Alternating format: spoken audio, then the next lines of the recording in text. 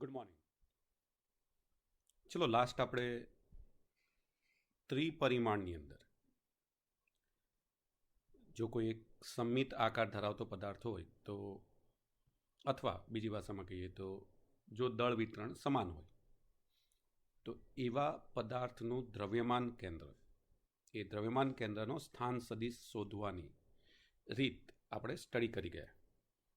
આપણો જે final answer આપણને જે મળ્યો એ આપણને આ રીતે વેલ્યુએશન મળેલી છે કે આર બરાબર sigma MI RI upon capital M. જોડે ને જોડે બીજા પણ આપણી પાસે ફોર્મ્યુલા છે. તમે એક્સ બરાબર m1x1 plus m2x2 plus m3x3 upon m1 plus m2 plus m3 આ લઈ શકો. વાયામ શોધવા માટે તમે m1y1 plus m2y2 plus m3y3 upon m1 plus m2 plus m3 આ સૂત્ર યુઝ કરી શકો. મોટાભાગે આપણે દ્વિપરિમાણની અંદર કેલ્ક્યુલેશન કરવાનું આવશે, એટલે એક્સ અને વાય આ બેને જ શોધવાના આવશે. છતાં ત્રિપરિમાણ છે તો તમે ઝેડ પણ આ જ રીતે શોધી શકો. ચલો, તો એક તો આપણે આ જોયું, પણ આ આપણે ત્યારે લેવાનું છે કે જ્યારે અસતત વિતરણ આપેલું હોય, મતલબ કે છૂટા છૂટા કણો આપણને જ્યારે આપેલા હોય ત્યારે. પણ ધારો કે આપણે જોઈએ કે એવો દ્રઢ પદાર્થ, કે દ્રઢ પદાર્થની જ્યારે વાત કરીએ ને ત્યારે કણો તો બધા, તમે કોઈ પણ એક ઘન પદાર્થ હાથમાં લો તો ઘન પદાર્થની અંદર તો અસંખ્ય કણો છે. મતલબ એક કણની પાછળ જ બીજો કણ હોય, એને અડીને જ ત્રીજો કણ હોય. હવે આવા કણો જો એકબીજાના સંપર્કમાં છે તો એનો સ્થાન સદિશ શોધવો ખરેખર થોડો તો મુશ્કેલ છે જ. તો આવો જો દ્રઢ પદાર્થ છે કે જેમાં નજીક નજીક હોય તેવા કણોનું તંત્ર છે, તો અથવા સતત છે અથવા બહુ જ મોટી સંખ્યામાં છે, તો આવી કન્ડિશનમાં બધા જ કણોનો સરવાળો કરવો મુશ્કેલ છે. એટલે ઉપરની જે રીત છે એ રીત થોડીક આપણને અસંભવ લાગે, કેમ કે કણો કણો વચ્ચેનું અંતર કેવું હશે? ખૂબ જ નાનું હશે. તો આવા પદાર્થની અંદર દ્રવ્યમાન કેવું હોય? સતત વિતરણ. એટલે સતત વિતરણ ધરાવતો પદાર્થ જો હોય આપણી પાસે,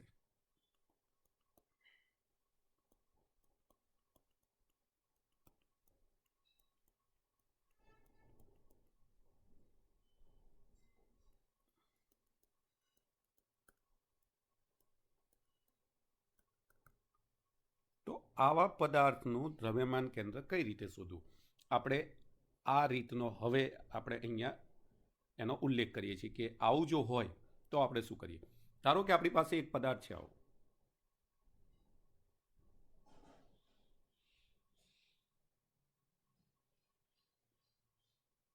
ક્લિયર છે કે આ પદાર્થની અંદર સતત વિતરણ છે, અથવા બીજી ભાષામાં કહીએ તો દળનું જે કહીએ કે દળ બધી ભાગમાં સરખું વહેંચાયેલું નહીં હોય, અમુક જગ્યાએ જથ્થો વધારે હશે, અમુક જગ્યાએ જથ્થો ઓછો હશે.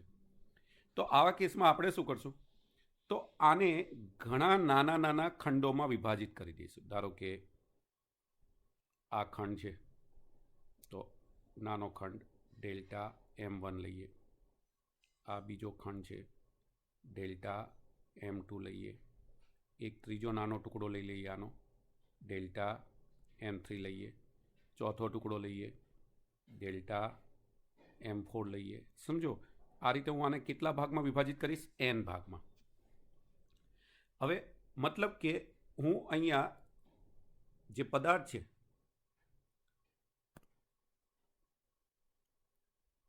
પદાર્થને નાના નાના ભાગોમાં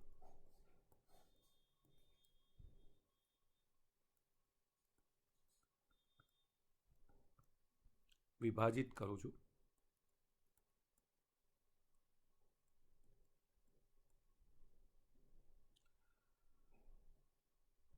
વિભાજિત કરેલ ભાગના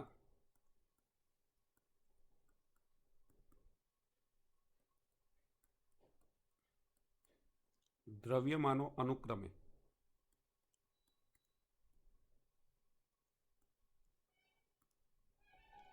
delta m1, delta m2, delta m3 dash dash delta mn છે.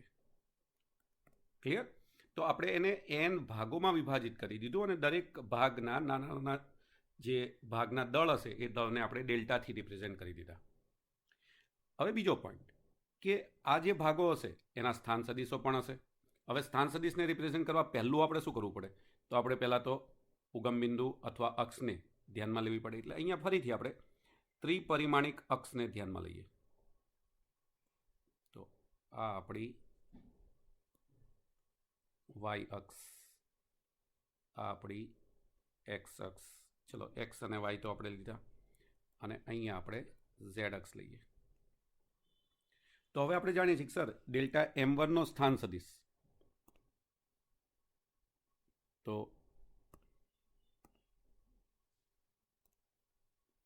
ધારો કે એના સ્થાન સદિશ આપણે ગ્રીનથી રિપ્રેઝેન્ટ કરીએ તો આનો સ્થાન સદિશ શું થશે? R1. ક્લિયર? ડેલ્ટા m2નો સ્થાન સદિશ શું થશે? R2. ચલો ડેલ્ટા m3નો સ્થાન સદિશ શું થશે? R3. ડેલ્ટા m4નો સ્થાન સદિશ R4. મતલબ કે તમારે દરેકના n આપણે ભાગ પડે તો n ભાગના સ્થાન સદિશ હશે. તો હવે આપણે અહીંયા બીજો પોઈન્ટ શું લખી શકીએ?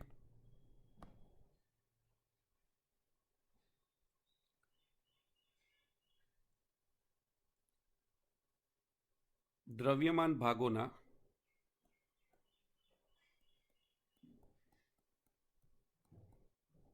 સ્થાન સદિશ અનુક્રમે R1, R2, Rn છે. ચલો ક્લિયર? તો આપણે એના સ્થાન સદિશ લઈ લીધા અને આ. તો હવે આપણને ખબર છે કે આ પદાર્થનું દ્રવ્યમાન કેન્દ્ર. તો હવે આપણે સીધું સ્ટેપ, આ પદાર્થના દ્રવ્યમાન કેન્દ્રનો સ્થાન સદિશ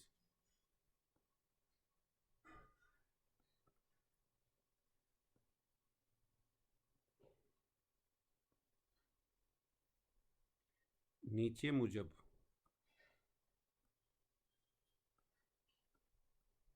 વ્યાખ્યાયિત કરી શકાય. તો જેમ ઉપર કર્યું તો એ જ રીતે અહીંયા ઓકે હું લખું છું RCM. તો RCM બરાબર delta m1 R1 plus delta m2 R2 plus delta mn Rn upon delta m1 delta m2 plus delta mn. આને આપણે લખવું હોય તો આવું પણ લખાય, સિગ્મા डेल्टा mi ri છેદમાં સિગ્મા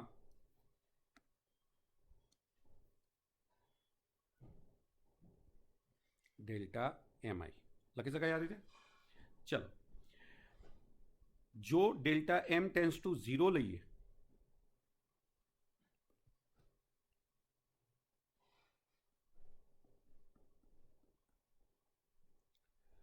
ઉપરનું સમીકરણ સંકલનમાં પરિણમે. તો હવે આપણને મળે RCM બરાબર સંકલન RDM अपॉन સંકલન DM. ક્લિયર? તો ઉપરનું સમીકરણ આવું થઈ જાય. હવે આપણે જાણીએ છીએ કે અહીં સંકલન DM બરાબર કેપિટલ M બરાબર પદાર્થનું કુલ દળ.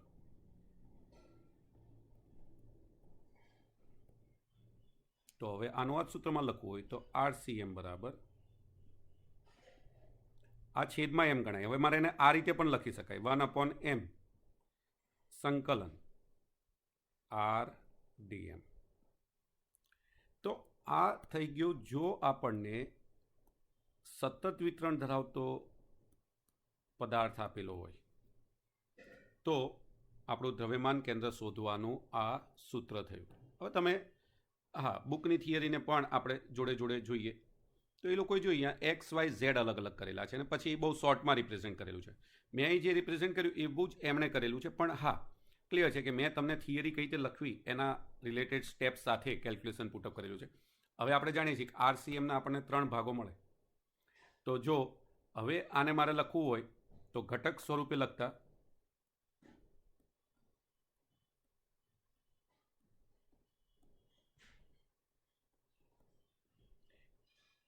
XCM બરાબર 1/m XDM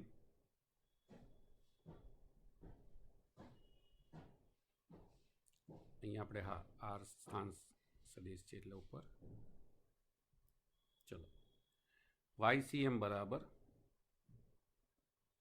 1/m સંકલન YDM અને ZCM બરાબર 1/m સંકલન ZDM.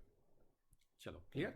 તો જો મારે થિયરીને રિપ્રેઝેન્ટ કરવી છે તો એ તમારે આ રીતે રિપ્રેઝેન્ટ કરવાની છે. હવે તમે અહીંયા પણ ક્લિયર એને રીડ કરી શકો છો અને એના આધારે અહીંયા સુધીનું કેલ્ક્યુલેશન તમારી પાસે છે. R બરાબર 1/m સંકલન RDM. તો ઓવરઓલ જોવા જઈએ તો બંને એક જેવી જ થિયરી છે, એટલે ક્યાંય કન્ફ્યુઝ આપણે નથી થવાનું કે સર કઈ થિયરીને રાઇટઅપમાં લેવી. તમને બુકની ક્લિયર થાય છે તો બુક પ્રમાણે જાઓ. મેં જે લખી છે એ પણ એના જ રિલેટેડ છે, તો તમે બેમાંથી કોઈ પણ થિયરીનો યુઝ કરી શકો છો. બરાબર. મેં તમને in detail step by step કીધું, કેમ કે આગળની થિયરી જેવી જ મેં બનાવીને તમને આપી દીધી. હવે આપણો ક્વેશ્ચન અહીંયા એક બીજો છે કે ભાઈ સળિયાનું દ્રવ્યમાન કેન્દ્ર શોધવું.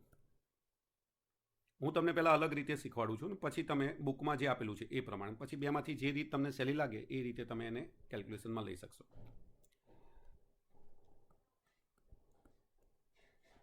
પાતળા સળિયાનું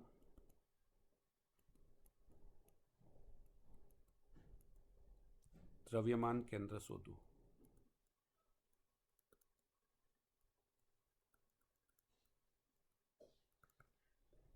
ચલો અહીંયા આપણે એક પાતળો સળિયો લઈ લઈએ.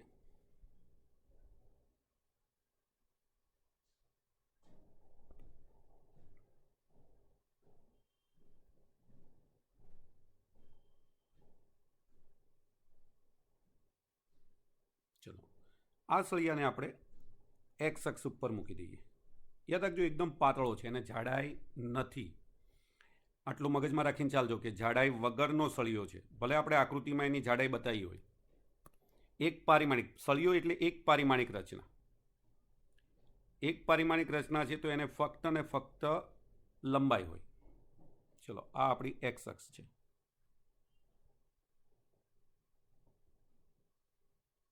આપણે એને એક્સ અક્ષ ઉપર મૂકી દીધો. હવે તમે સળિયાને ગમે તે ગોઠવી શકો. અહીંયા આપણે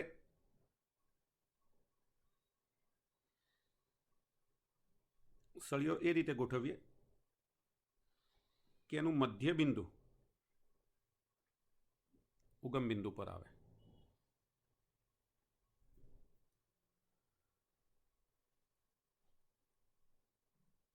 ચલો ક્લિયર. તો અહીંયા આપણે એક સળિયાને એવી રીતે ગોઠવેલો છે કે સળિયાનું મધ્ય બિંદુ એ અક્ષોના ઉગમ બિંદુ પર છે. ચલો ઉગમ બિંદુ અહીંયા લઈ લઈએ આપણે O. સળિયાની કુલ લંબાઈ આપણી પાસે L છે.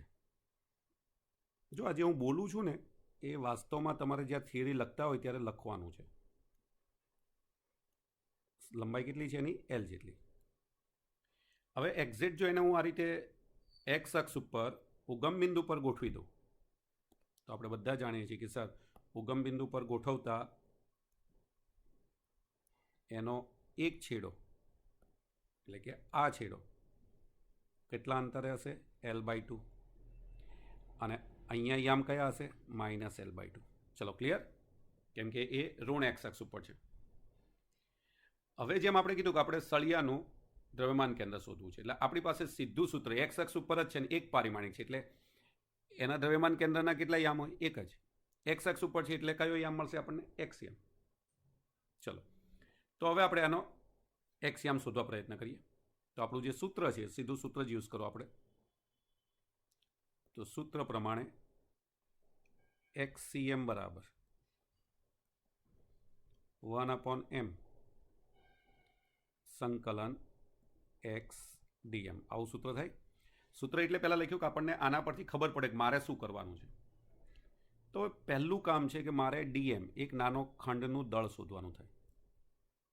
હવે જો દળ શોધવાનું થાય તો પહેલાં તો આપણે એક નાનો ખંડ ધારવો પડે. એટલે પહેલું કામ આપણે શું કરીએ? એક નાનો ખંડ ધારી લઈએ. ચલો, ધારો કે ઉગમ બિંદુથી એક્સ અંતરે એક નાનો ખંડ આપણે લઈ લઈએ. કલર આપણે બીજો યુઝ કરીએ. આ એક નાનો ખંડ છે. ખંડની લંબાઈ આપણે ધારી લઈએ ડીએક્સ. ડીએક્સ લંબાઈનો ખંડ છે. એ ઉગમ બિંદુથી ધારો કે એક્સ અંતરે છે. ચલો, ક્લિયર? એટલે હું અહીંયા જે ધારું છું એ જ પ્રમાણે રાઇટઅપમાં લઉં છું. તો નંબર 1 પહેલું શું કરવાનું છે? તો જ્યારે આવો દાખલો પૂછાય ત્યારે તમારું પહેલું સ્ટેપ ઓલવેઝ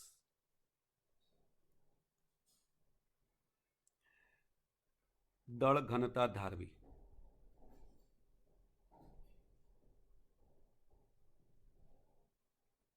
આપણને થાય કે સર દળ ઘનતા એટલે શું?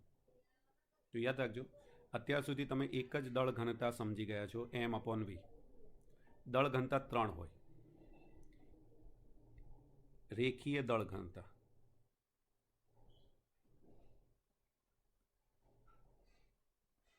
જેને કહેવાય લેમડા. m/l એટલે કે કુલ દળ છેદમાં કુલ લંબાઈ. આનો મતલબ થાય એકમ લંબાઈ દીઠ દળને એની શું કહેવાય? રેખીય દળ ઘનતા. બીજી છે પૃષ્ઠીય દળ ઘનતા.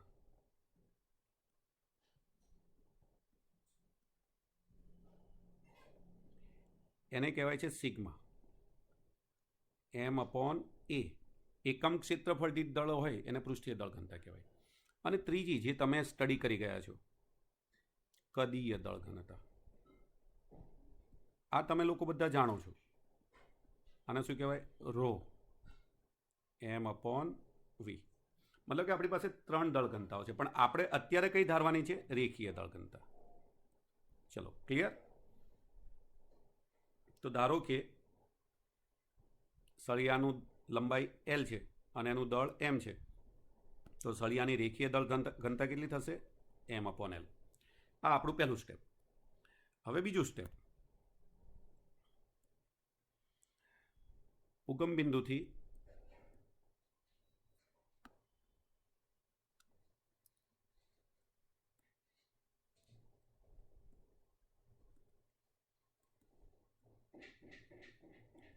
એક્સ અંતરે ડીએક્સ લંબાઈનો ખંડ ધારો.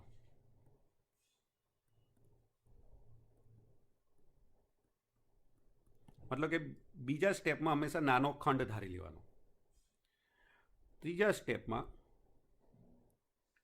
જે તમે ધારેલો ખંડ છે એનું દળ, એટલે કે ડીએક્સ લંબાઈના ખંડનું દળ. હવે આપણે જાણીએ છીએ કે ડીએમ બરાબર શું થાય? તો લેમડા ઇન્ટુ લંબાઈ, હંમેશા દળ આપે એ ભાગનું. એટલે આ વેલ્યુ કેટલી થશે? m/l into dx. ચોથા નંબરે સૂત્ર યુઝ કરો. તો XCM બરાબર 1/m સંકલન XDM. ચલો, હવે 1/m તો એમને એમ રહેવા દો. સંકલન x એમના અને ડીએમની જગ્યાએ શું આવશે? m/l into dx. હવે તમે જુઓ છો કે સર m કોન્સ્ટન્ટ છે, l કોન્સ્ટન્ટ છે, એને બહાર લઈ લો.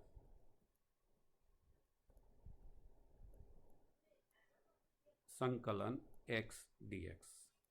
હવે પ્રશ્ન થાય કે સર તો લિમિટ કઈ એની? તો તમે જુઓ આ ડીએક્સ ખંડ છે પણ આપણી લિમિટ ક્યાંથી ક્યાં છે? -L/2 થી +L/2.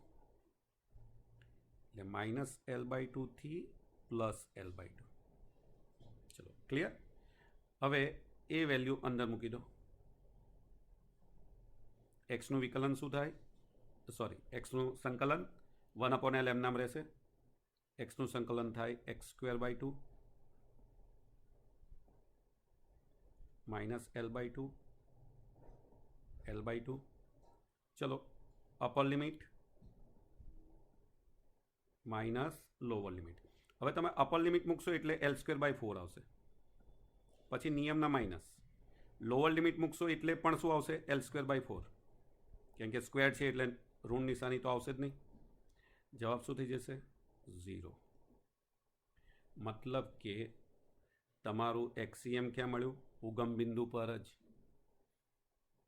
તો તમે જોઈ શકો કે હા સર આપણે એને સેન્ટર ઉપર એ રીતે જ ગોઠવ્યું હતું કે એનું ઉગમ બિંદુ, એનું મધ્ય બિંદુ ક્યાં રહે?